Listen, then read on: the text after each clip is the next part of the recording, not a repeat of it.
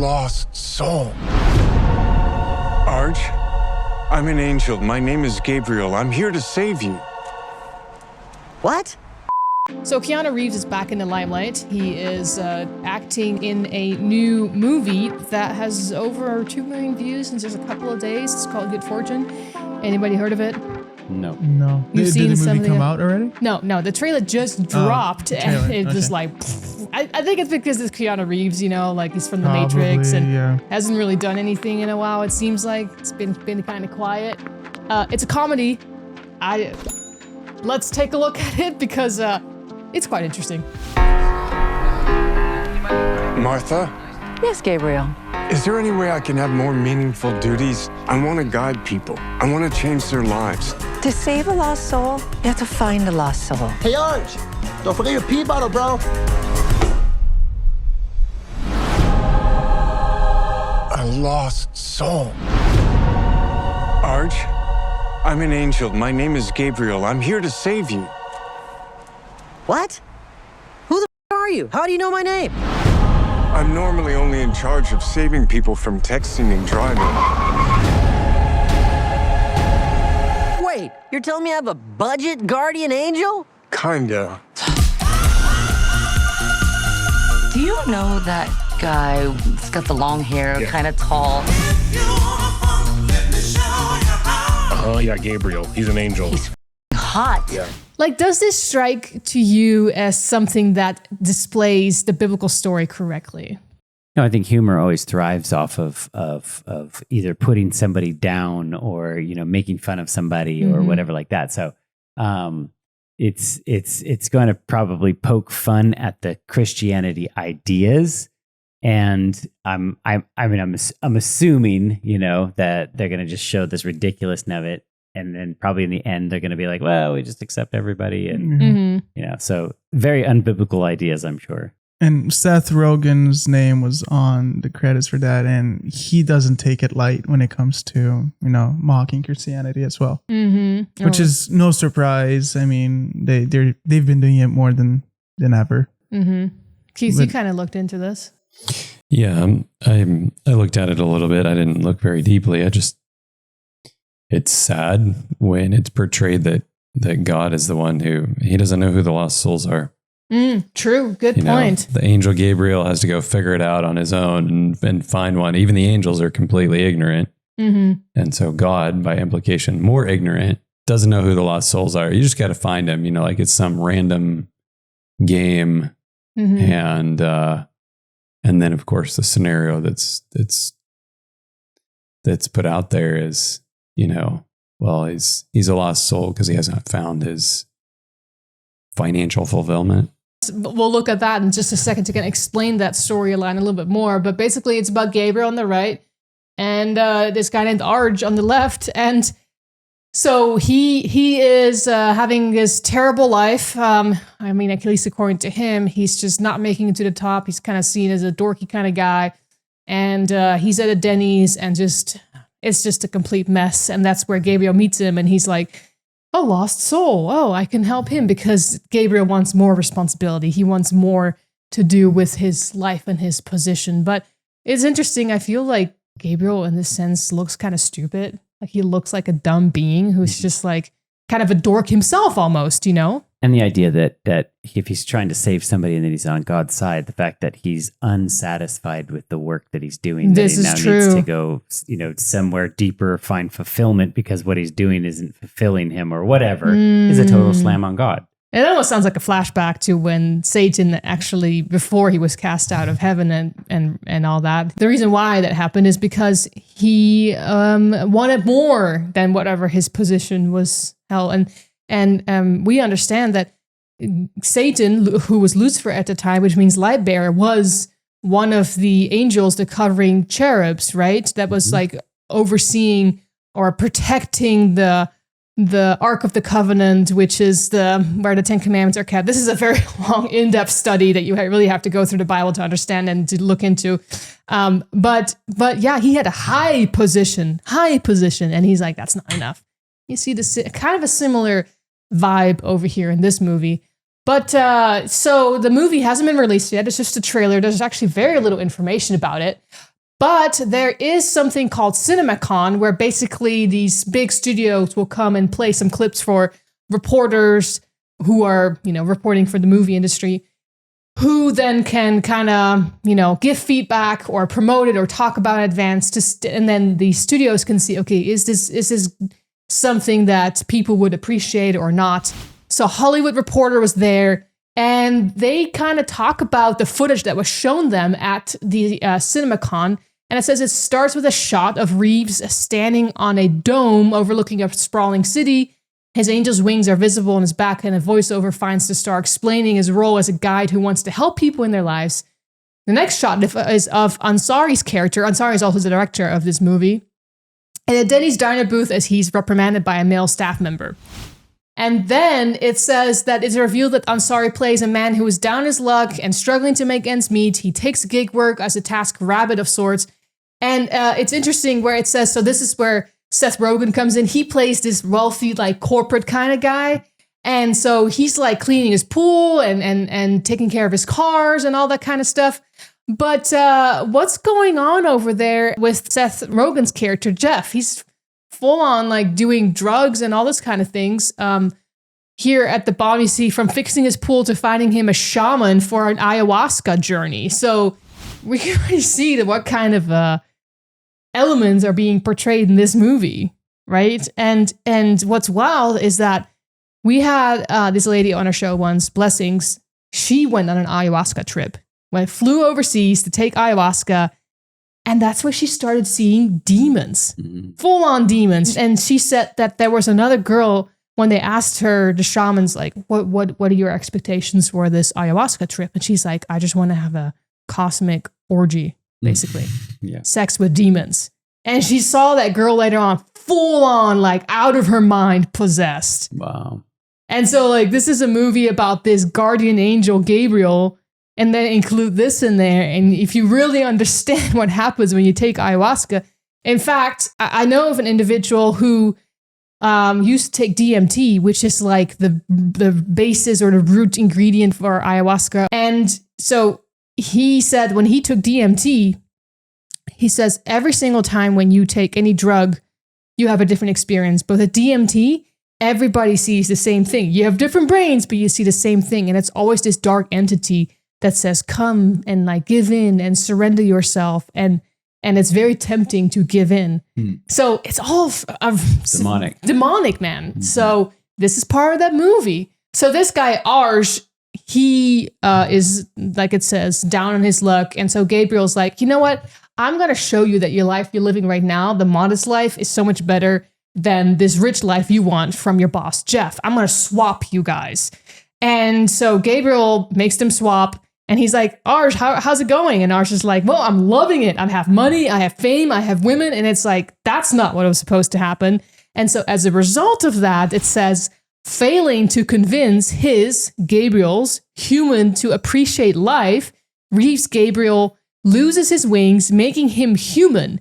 Down on his luck, the actual angel Gabriel ends up becoming roommates with Rogen's character, Jeff, who is now in the body of Ansari's character. So kind of weird how, there's this angelic being, this beautiful being that God created that shows up many times in the Bible.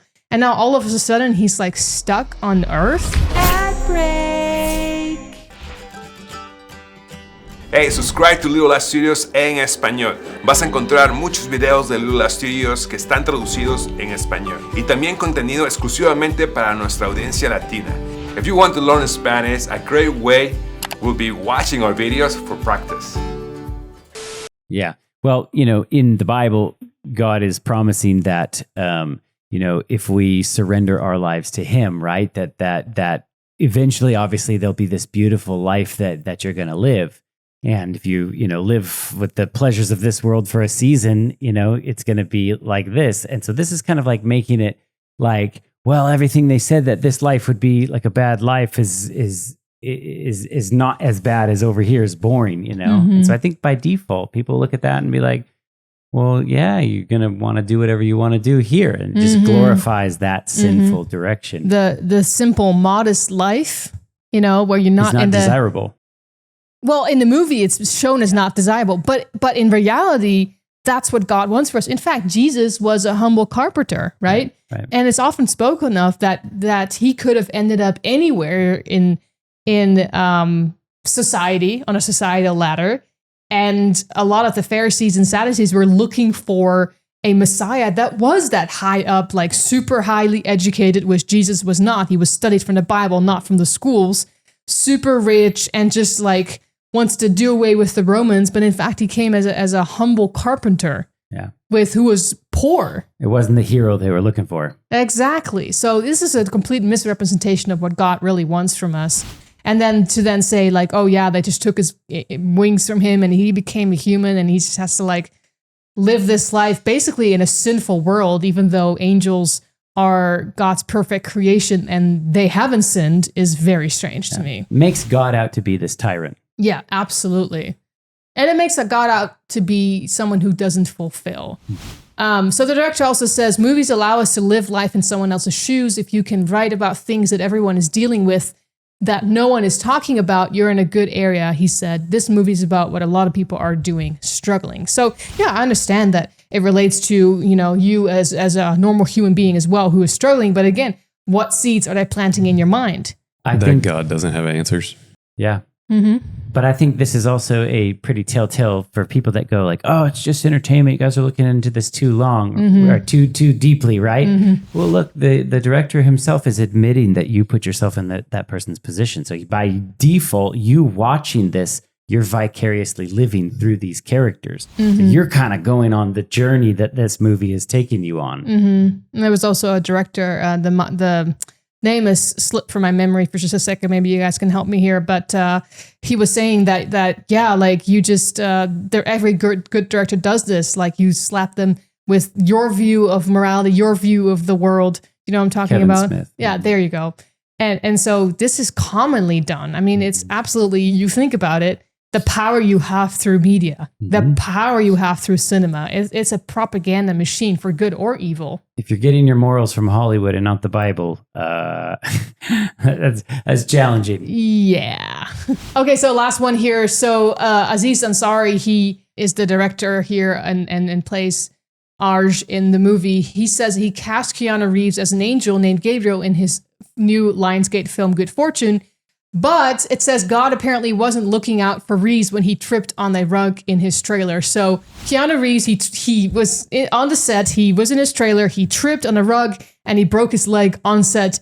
And so you can see the mindset of the people who create this movie, right? The Hollywood Reporter is like, God wasn't looking out for Keanu Reeves when he tripped on his trailer and broke his leg. That's sarcasm that's surrounding this, which really is also found a lot in comedy movies, sarcasm toward religion and just making fun of it. And also playing on the concept of break a leg, Well, yeah, this is true. Yeah.